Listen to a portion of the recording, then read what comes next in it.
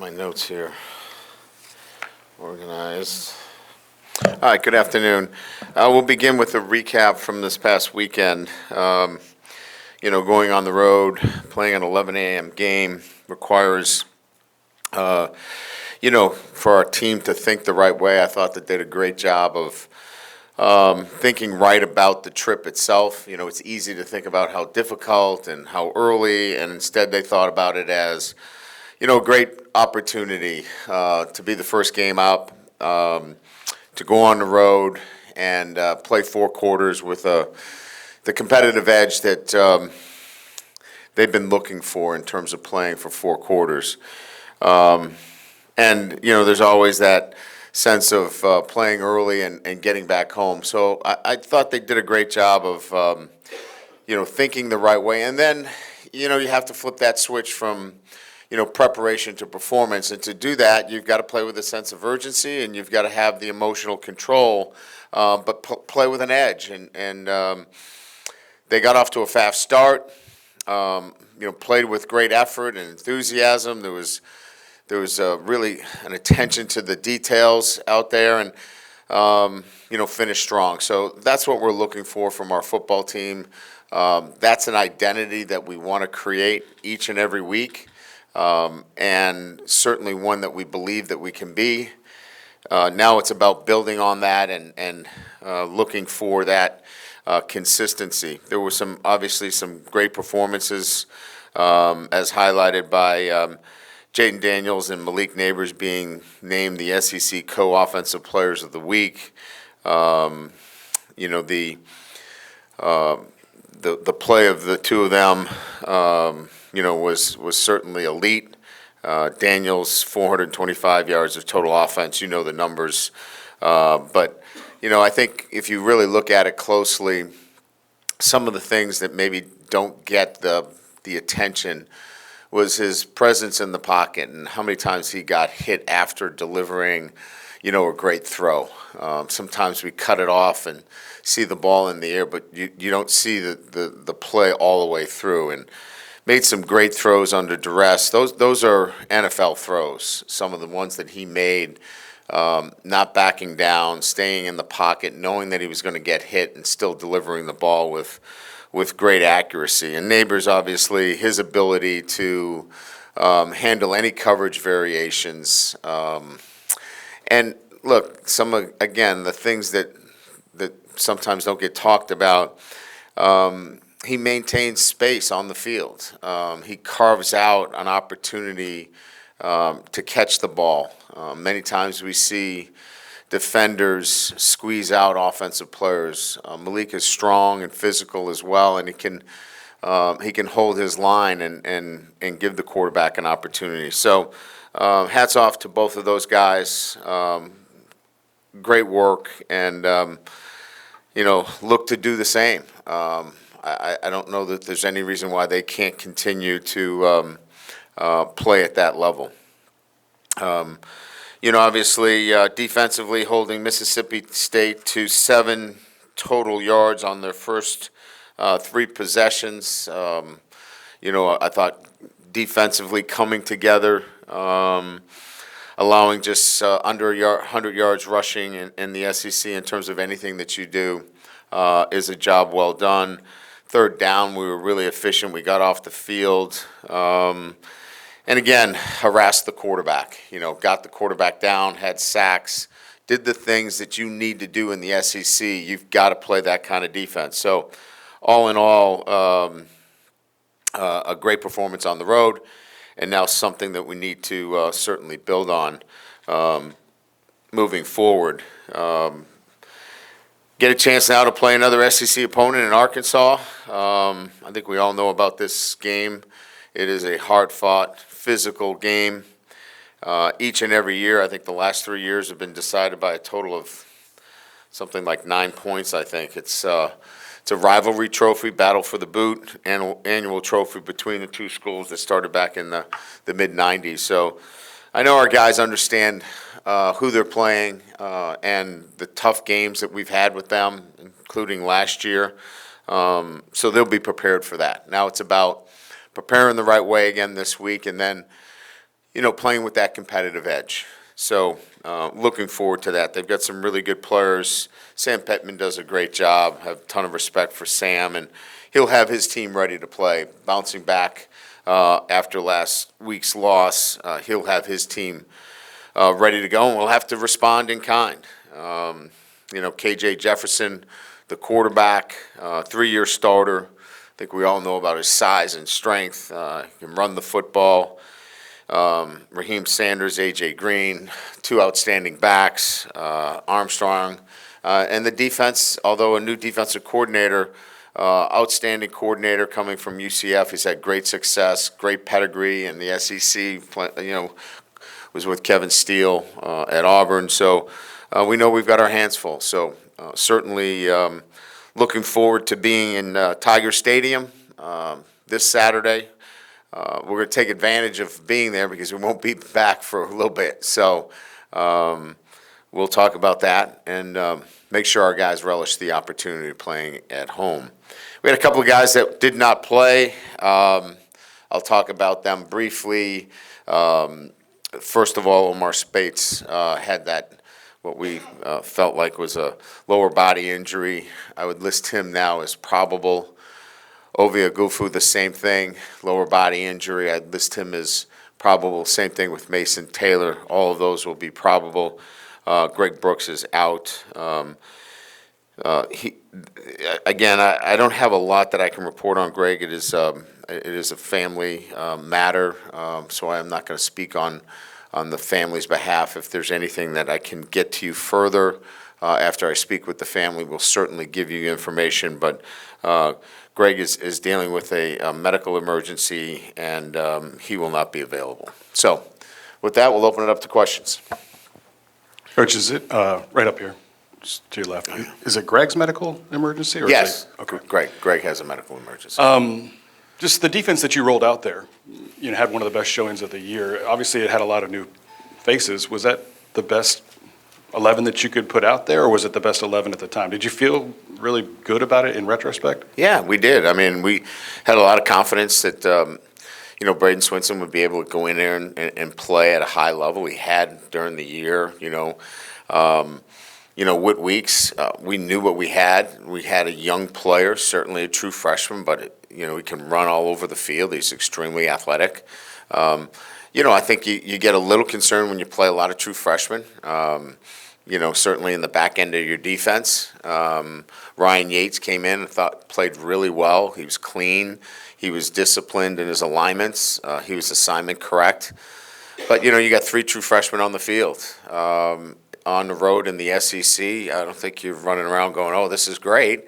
But we had confidence in them that they could go out and play well. I think what it shows more than anything else, and Coach and I were talking about this, Coach House, is that we have more than 11, and we need to play them more. It's kind of like what we talked about the week before with Guillory and certainly Jefferson at the tackle position. They didn't play enough the week before. They played much more, and you can see how that helps our rotation at the defensive line. I think you'll see now that we can play a lot more at the linebacker position and the safety position.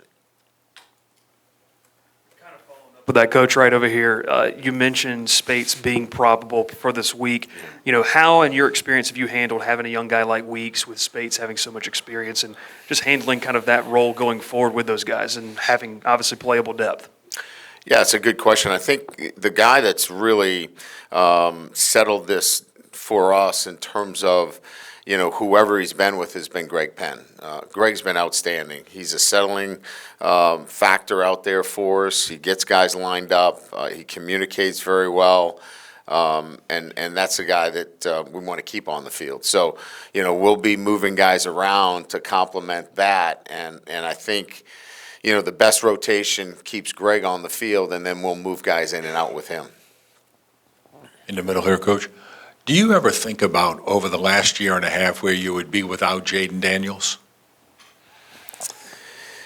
Yeah, he's been outstanding. Obviously, we've won a lot of football games, and certainly his ability to win the game with his feet, or in this instance, throwing the football and running the ball, he was as good as anybody in the country, and we've seen a development now that we were in week 3. I think if you look at week 3 last year, and was it the week we threw for 85 yards? I think it was, and now he's throwing for 30 for 34. So we've seen incredible development at the position, and I think that that's what's more exciting than where would we be without Daniels. It's fun to watch the development of a quarterback in that respect. Coach Ray. Matthew Bruin with On 3. Mason Smith now through 2 games. Just how have you seen him continue to get comfortable, and where do you think he's at? Yeah, I think he's getting there. I mean, we saw some things that he wasn't doing against Grambling that now he's starting to impact the game a little bit more, and I think that'll continue to grow as he continues to play himself in a position where he can play at a high level each and every snap. So, he's physically a presence in there, and we expect him to continue as the season progresses. He's going to be an impact player for us. So feel good about where he's gone over the last couple of weeks, and expect to see more of him as we move forward. Yeah, Brian, in the middle, sorry. You've gone for it 8 times on 4th down so far this year. It would have been 9 with the first drive on Saturday. Right. Does that have anything to do with the clock changes? Have you philosophically changed at all just when you decide to be aggressive and when not to? Yeah, I mean, I think I've talked about this a little bit before. I think I use a combination of good sense in terms of what the game feels like. We use analytics, so I'm plugged into what the analytics are telling me relative to 4th down. And as you know, most of the analytics are much more aggressive than we are as we watch the game, right? 4th and 2 or 3 used to be considering a field goal inside the 10. Now it's almost 100% go for it. So I think it's a combination of getting a sense and feel for the game and how you feel like you might have control or not control of the game, plus the use of analytics. And then when you have a quarterback that is multidimensional, it really puts a defense in a bind. So I think we have those 3 factors working for us when we get to 4th down calls. Hey, Coach, right down here. It's 2 years now in a row where you guys have played freshmen early in their careers, and they've largely responded. I'm wondering, just as a whole, though, how does that affect you guys on the recruiting trail? I mean, just over the last couple of weeks, I know you can't go into specifics with this, but just the conversations and stuff that you're talking to with these recruits about just you come here and you develop and you can see the field early and play often with us. Yeah, look, everybody, I think, is, in this recruiting cycle, we're recruiting young men that believe and have confidence in themselves that they can play right away. And certainly there are other factors that they consider now in making decisions on where to go, looking at the depth chart and looking at, can this help my, NIL? I mean, there are other factors now involved in that. So what we can tell them, and this is what I tell them all the time, I'm not afraid to play freshmen, but I'm going to play the best players. And if that is a freshman, I'm playing a freshman. If that's a graduate transfer, I'll play a graduate transfer. And I think our track record shows that the best players are going to play. And if you're a freshman and you can handle it mentally and physically, we'll put you on the field. Brian, speaking of freshmen, of all the great plays you guys had Saturday, the one that got the most attention in replay was Caleb Jackson running over the safety right in front of your bench. I was kind of curious what went through your mind when that play happened. And we see media fans, fans, we see a player who's making great individual plays. Do you see the same thing, or you see someone who's still developing and still has a lot to learn, or where are you with him and what he can contribute to the team? Yeah, I mean, the obvious answer is physicality, explosiveness, but a young man that is still learning how to play this game. Remember now, if you look back on his high school career, he was not a 4-year player even in high school. So, he's learning how to play the game every time he steps on the field. And he's terrific to coach. I mean, the great part about it is he doesn't have much baggage. He's learning a lot about the game as we go along. We're talking to him about some of the rules as it relates to kickoff. If the impetus of the ball goes into the end zone and it hits you, you don't have to take it out.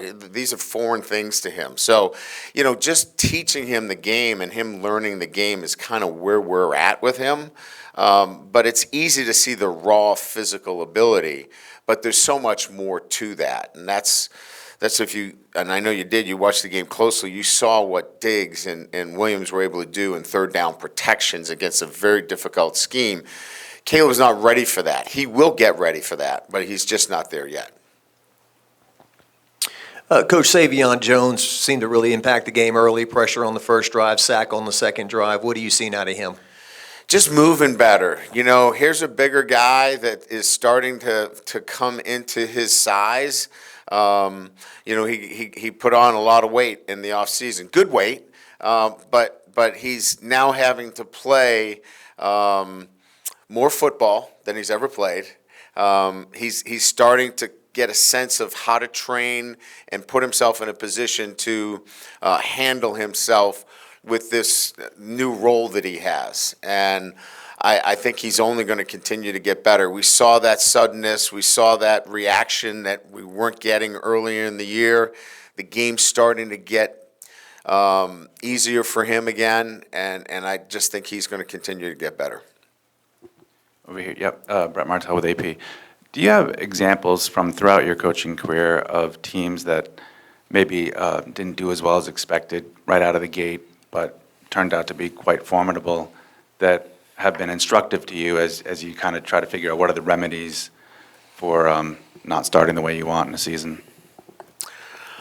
Yeah, I mean, I could probably, give you a number in 32 years of doing this. The specifics I'd have to take some time to think about.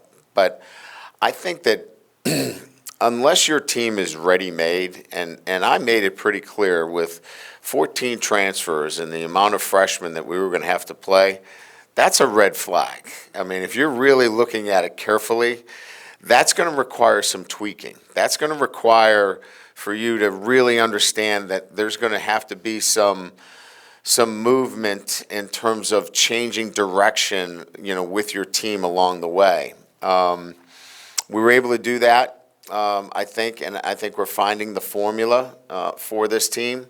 But I think that, most teams that I've had, there haven't been as many that are just add water and just go.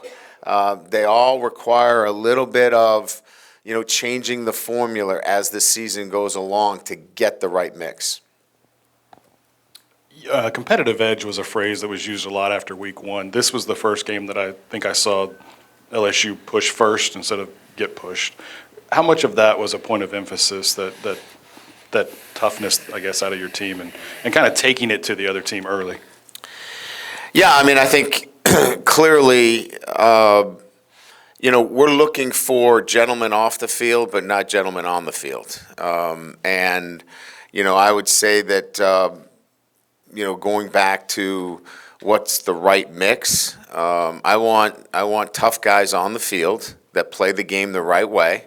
I don't want to be, a team that's penalized and we hurt our team, but we want guys that have a toughness to them. And then off the field, we want gentlemen.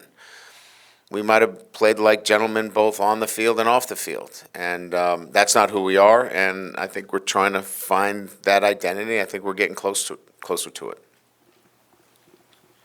KJ Jefferson is a guy that's obviously been starting for years for Arkansas. Just your evaluation of him and if you've noticed anything different with his development this year.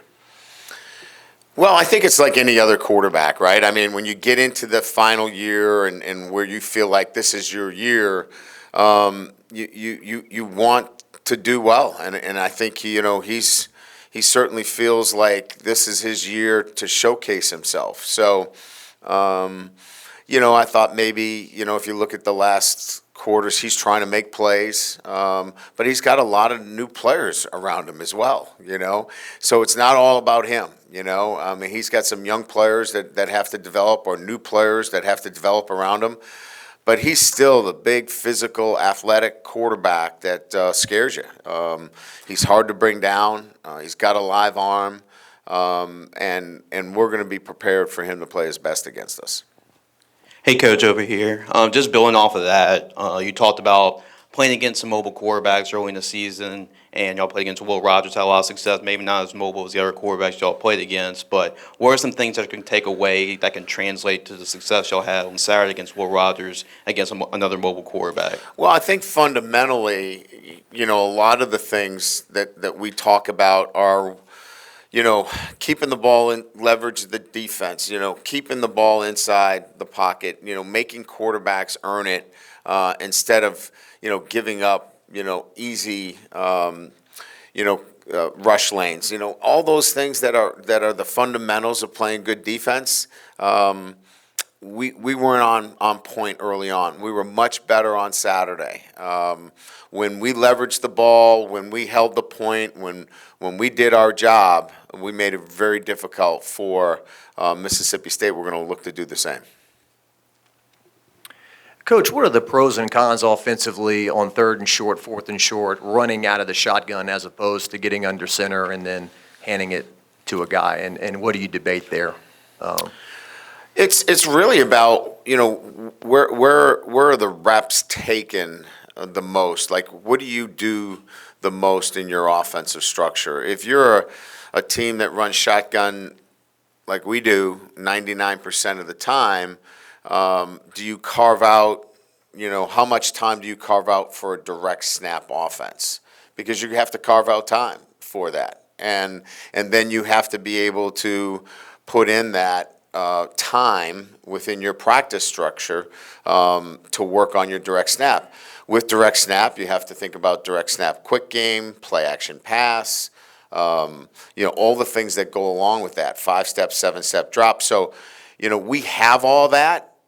It's just, is it from what we do with a quarterback that can run option, is that best suit a Jaden Daniels? That might suit another quarterback that we have to run a little bit more direct snap. But with a guy like Jaden Daniels, it suits us better to be in the shotgun.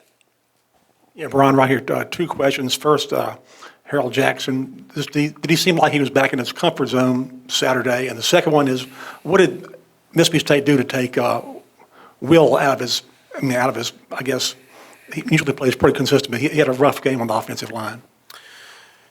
So I think with Perk, I think just playing with that energy, playing with that edge, he's got to learn where that balancing act is, right? We don't want to get him in a position where he's taking a swing at somebody, he's out of the game, but he's got to play with energy. He's got to play with emotion. That's how he plays the game the best, and I thought he brought that. I thought he brought that competitive edge, and that's going to put him in a position to get to the quarterback and set the edge and run people down, and you just got to play. He's just got to play that way, and I think he was tweaking it and trying to find that. Early on, he was playing inside. He was thinking a lot. He was slowing down.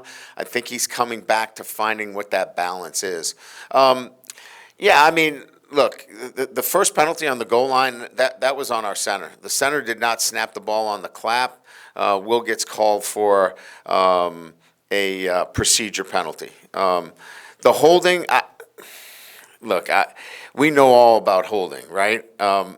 It is debatable on the call. The only one that I had a conversation with him is the retaliatory action with the helmet. And I said, look, you wear 7 and you're a captain. You got to make better decisions. But that's the first time I've ever talked to him about making a bad decision going into his sophomore year. So I think we're on the plus side when it comes to that with Will Campbell.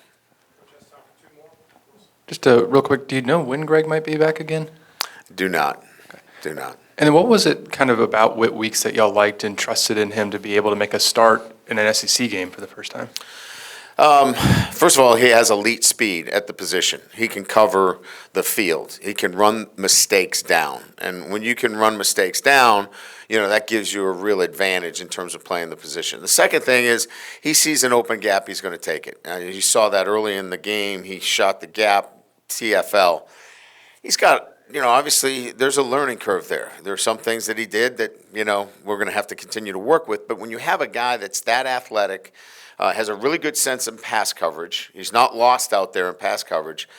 And I would say that probably is the reason why he's out there, because he's not lost in anything. Can he get better in areas? Absolutely. And then he makes up for a lot of that with high-end athletic ability. Mississippi State was in the back. Mississippi State was the first of 5 SEC games for the team. How do we see that this weekend's performance is reciprocated in the next couple weeks? And then how have you seen the team's adjustment to the no stop clock rule on first downs? Yeah, that's the challenge, right? We're going to play 4 more SEC opponents.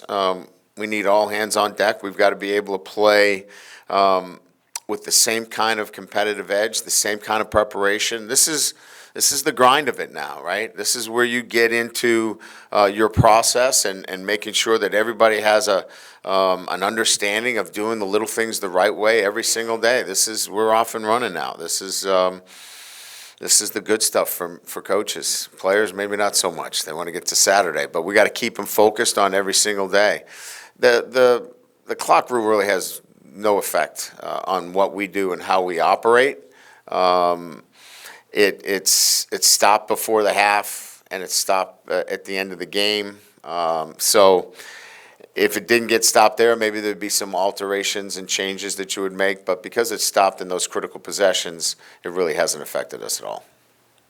Thank you.